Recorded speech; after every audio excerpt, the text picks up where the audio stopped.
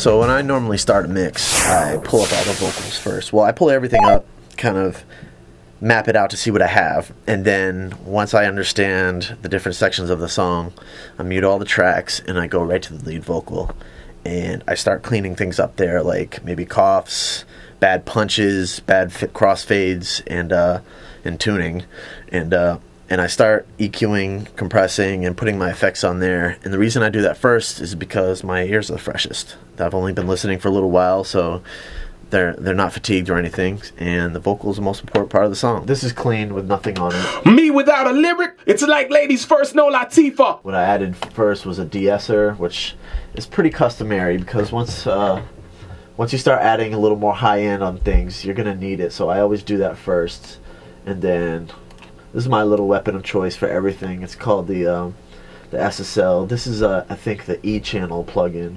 And I use a compression here with the EQ. The reason I use this plugin is because it doesn't show you the audio spectrum, so you can't see what you're turning up or down. And I notice a lot of people, I won't say names, but they'll kind of look at the frequency of something happening and then work with their eyes. With this, I can't see what I'm doing and I have to use my ears, so it's kind of my little way of keeping it real, I guess, with the audio. Plus I grew up on SSL consoles, but this is my little weapon of choice. I always take out a little low end, I add a little highs, and that was all I needed on this. On this particular vocal though, I added another thing here.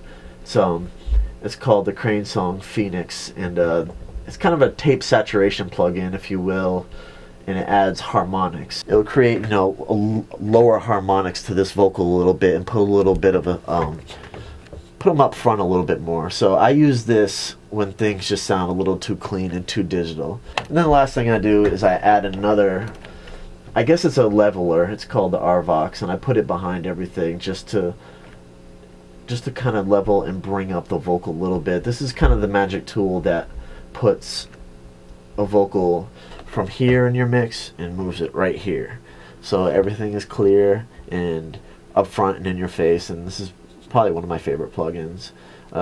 Anything I've ever mixed on the radio in the last 3 years has that on it.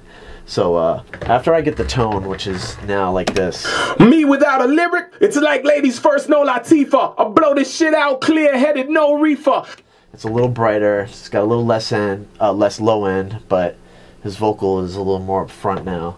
And the problem with this vocal is I can hear his room, so I added a little more reverb to kind of cover that up.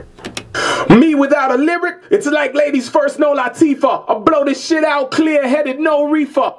So I put him in a little more of a room just to get rid of try to cancel out the reflections he had from his sheetrock walls. And then I had a little delay in here just to give it a little vibe and keep things rolling. Me without a lyric, it's like ladies first, no Latifah. I blow this shit out clear-headed, no reefer. So that's my basic starting point with a vocal, is I'll go through and add those things, blend it all together, then press mute. And then what I do is I'll go to the music. Let's loop the hook real quick.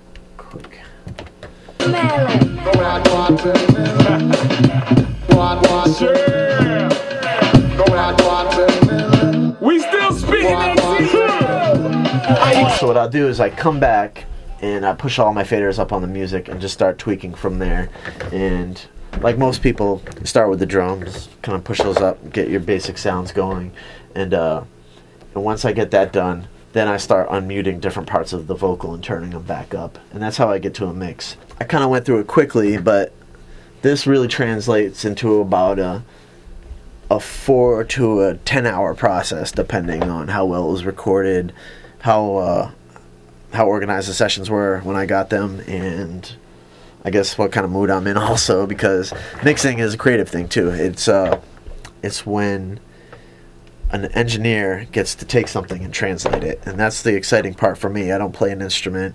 I'm a DJ by nature. I can't read music, but I can hear damn well, and to be able to take somebody else's art where they've created something and they've of all these different things, and it just comes from scratch, and they put it together in a song, and then for me to have to translate it sonically is pretty rewarding.